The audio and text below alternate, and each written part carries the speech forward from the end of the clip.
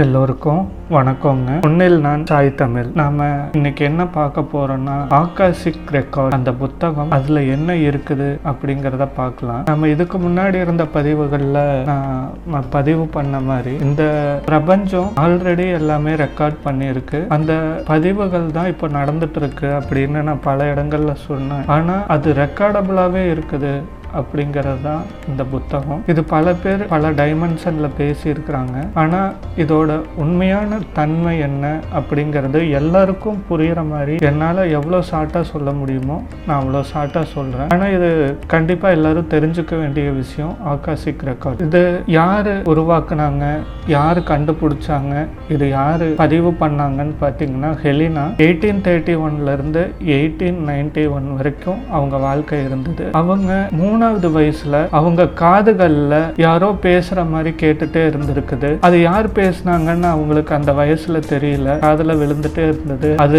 வேற்று கிரகவாசிகள், அந்த மாதிரி நிறைய பேர் அவங்க பதிவுகள் அவங்க காதுல இருந்திருக்குது. அது எல்லாமே அவங்களோட 3 வயசுல இருந்து 5 வருஷம் அவங்களுக்கு அது கேட்டுது. அதுல அவங்க என்ன எழுதியிருக்காங்கன்னா எல்லையற்ற ஞானம் பத்தி எழுதியிருக்கிறாங்க. இன்ஃபினிட்டி, அதாவது இந்த ஞானம் அப்படிங்கிறது முடிவில்லாத ஒண்ணு அப்படின்னு பதிவு பண்ணியிருக்கிறாங்க. இந்த ஆகாஷிக் ரெக்கார்டு அப்படின்னா என்ன அப்படிங்கறத பார்க்கலாம்.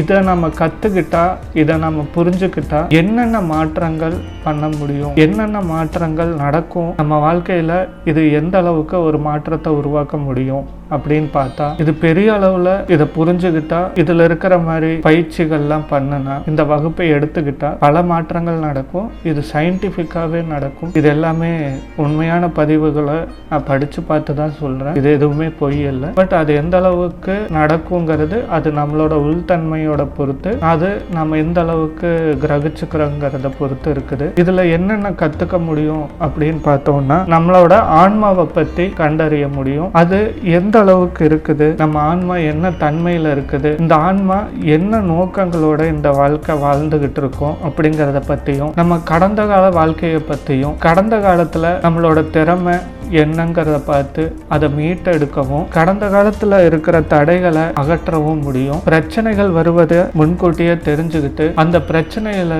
இருந்து விலகி வரக்கும், அந்த பிரச்சனையை வராம பண்றக்கும் இந்த ஆகாஷிக் ரெக்கார்ட் எல்லா பதிவுகளுமே இருக்குது. இது எல்லாத்தோட பதிவுகளுமே இருக்குது. ஆகாஷிக் ரெக்கார்ட்ஸை நம்ம தெரிஞ்சுக்கிறதுக்கு முன்னாடி நம்ம மனநிலையில ரொம்ப ஸ்ட்ராங்கா இருக்கணும். இந்த பதிவுகள் எல்லாத்தையும் ஏத்துக்கிற நிலையில நாம இருக்கணும். இது பாவ புண்ணியங்களை பற்றி மட்டும் இல்ல, முற்பிறவியில இந்த பிறவியில நாம செஞ்ச பாவங்கள், செய்ய போற பாவங்கள், செஞ்ச பாவங்களை அழிக்கிறதுக்கு பல வாய்ப்புகள் இருக்குது. அதுல இருந்து வெளியே வர்றதுக்கான வாய்ப்புகளும் இதுல இருக்கு. இதுல பாத்தீங்கன்னா நம்ம ஜாதகத்தை பத்தி பல பேர் தெரிஞ்சிருப்பாங்க. வசிஷ்டர், அகத்தியர், விஸ்வாமித்திரர், இவங்க பல விஷயங்கள் நமக்கு கொடுத்திருக்காங்க. நாடி ஜோதிடம், இந்த மாதிரி விஷயங்கள் எல்லாமே இருக்குது. ஆனா அது எல்லாருனாலையும் படிக்க முடியுமா இல்ல பார்க்க முடியுமான்னு தெரியல. ஆனா இந்த ஆகாஷிக் ரெக்கார்டுங்கிறது எல்லாருனாலையும் சுலபமா கத்துக்க முடியும். அதுல முழுமையா ஆர்வமா இருந்தா. வாழ்க்கையில தோத்து போனவங்க, வாழ்க்கையில முன்னேறணும்னு நினைக்கிறவங்க, அவங்க கர்மாவை பத்தி தெரியணும், விதியை மாத்தணும்னு நினைக்கிறவங்களுக்கு இந்த ரெக்கார்ட்ஸ் ரொம்ப யூஸ்ஃபுல்லா இருக்கும். நம்ம வாழ்க்கையில நம்ம அடுத்து செய்ய வேண்டிய விஷயங்களை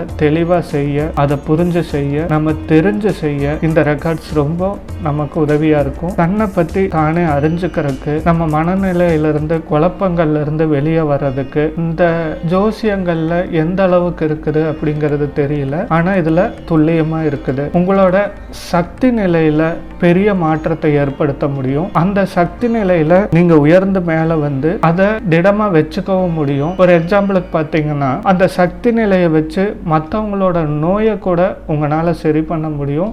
ஆனா அது சரியான பயிற்சி இருந்ததுன்னா கண்டிப்பா பண்ண முடியும். இந்த ஆகாஷிக் ரெக்கார்டை நீங்க முழுமையா கத்துக்கிட்டீங்க அப்படின்னா, நீங்க உங்களோட வாழ்க்கையை பத்தி மட்டும் இல்ல, உங்க கூட இருக்கிறவங்களோட வாழ்க்கையை பத்தியும் நீங்க சொல்ல முடியும். அவங்க வாழ்க்கையில என்ன நடக்குது, நடக்க போகுதுங்கிறத உங்களால துல்லியமா சொல்ல முடியும். மற்றவங்க வாழ்க்கையில பெரிய மாற்றத்தை இது மூலியமா உருவாக்க முடியும். ஒரு எக்ஸாம்பிளுக்கு பார்த்தீங்கன்னா, இப்போ ஒருத்தவங்களுக்கு ஆக்சிடென்ட் ஆகி இறந்துடுறாங்கன்னு வைங்களேன், அவங்கனால அந்த இறப்பை ஏத்துக்க முடியாது. அவங்க அதை இறந்துட்டாங்கன்னு அவங்க ஒத்துக்க மாட்டாங்க. அவங்க பாடி தனியா இருக்கும், உங்க சோல் தனியா இருக்கும். அந்த பாடியை நீங்க எடுத்துட்டு போயிட்டா கூட அந்த சோல் ஆஸ்ட்ரல் பாடிம்பாங்க. அது அங்கேயே அது அந்த கர்மா, அவங்க வினை, அவங்க விதி, அவங்க இறக்கல அப்படிங்கிற இடத்துலயே சிக்கி போயிடும். இதை பற்றி தெரிஞ்சுக்கிறதுக்காகவும் இந்த மாதிரி பல விஷயங்களை நீங்க இந்த ரெக்கார்ட்ஸ் மூலியமா நீங்க தெரிஞ்சுக்க முடியும். அதனால என்ன யூஸ் அப்படின்னு பார்த்தீங்கன்னா, ஒரு தெளிவான ஒரு ஞானம் கிடைக்கும். இது எல்லாமே ரெக்கார்டபிளா இருக்குது. இந்த ரெக்கார்ட்ஸ் எல்லாமே 1000 வருடங்களுக்கு முன்னாடி இந்த பதிவுகள் இருக்கு. அப்படி பார்த்தீங்கன்னா ரெக்கார்டு ஆனதுல தான் நம்ம இப்ப எல்லாமே வாழ்ந்துகிட்டு இருக்கோம். அது ரெக்கார்டு ஆனதுல நம்ம நடிக்கிறோமா அப்படிங்கிறது தெரியல. அதுல இருந்து நம்ம எதுவுமே மாத்தி பண்ணல அப்படிங்கறத அந்த ரெக்கார்ட்ல இருக்குது. இது எல்லாமே 1000 வருடங்களுக்கு முன்னாடியே இது பதிவுகளாவே இருக்குது. அதுலதான் அந்த ஸ்கிரிப்ட்ல தான் நம்ம வாழ்ந்துட்டு இருக்கோம். இதுல எந்த மாற்றமுமே நம்மளால பண்ண முடியாது. அப்படி பண்ணணும்னா அந்த நிலையில இருந்து கண்டிப்பா பண்ண முடியும். அதுல இருக்கிற பதிவுகள்ல என்ன சொல்றாங்கன்னா, இப்போ உங்க கூட இருக்காங்க இல்லையா உறவினர்கள், கூட போன பிறவியில உங்களால பாதிக்கப்பட்டவங்களா இருக்கு, உங்களால துன்புறுத்தப்பட்டவங்களா இருக்கலாம். அவங்க தான் இந்த பிறவியில உங்க கூட இருப்பாங்க.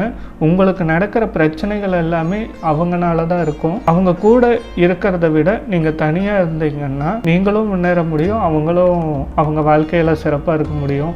ஒரு பிரச்சனை இருக்குதுன்னு தெரிஞ்சு அவங்கள கூடவே வச்சுக்கிட்டீங்கன்னா அவங்களும் முன்னேற மாட்டாங்க, நீங்களும் முன்னேற மாட்டீங்க அப்படிங்கிற பதிவுகள்லாம் அதுல இருக்குது. இந்த ஆகாசிக் ரெக்கார்டை நீங்க கத்துக்கணும் அப்படின்னா நீங்க இந்த கஞ்சா, சிகரெட் குடிக்கிறது, நான்வெஜ் சாப்பிட்றது, இது மாதிரி எல்லாம் பயன்படுத்தக்கூடாது. தண்ணி அடிக்கிறது, இந்த மாதிரி எல்லாம் இருக்கக்கூடாது. ஏன்னா இதை கத்துக்கணும்னா நம்ம உள்தன்மையிலையும் நம்ம உடல் தன்மையிலையும் நம்ம ரொம்ப தெளிவா இருக்கணும். இது ஒரு தியான பயிற்சி மாதிரி.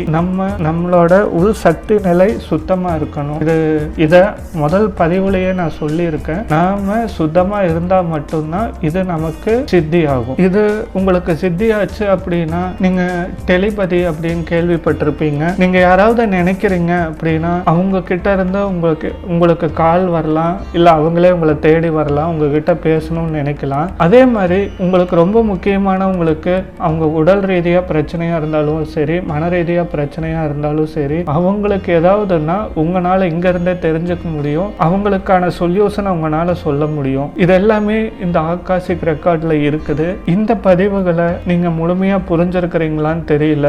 ஆனா இப்ப சொன்ன எல்லா விஷயங்களையும் நீங்க புரிஞ்சுக்கிட்டீங்க அப்படின்னா இது எந்த அளவுக்கு ஒர்த்தான ஒரு விஷயம்னு உங்களுக்கு கண்டிப்பா தெரியும். இதை நீங்க கத்துக்கணும்னா பல வகுப்புகள் எடுத்துக்கிட்டு இருக்காங்க. நீங்க முடிஞ்சா அதை நீங்க கத்துக்கலாம். இல்ல அப்படின்னா இதை பத்தி புத்தகம் இருக்குது, நீங்க அதை பத்தி படிச்சும் தெரிஞ்சுக்கலாம். நன்றி, வணக்கம்.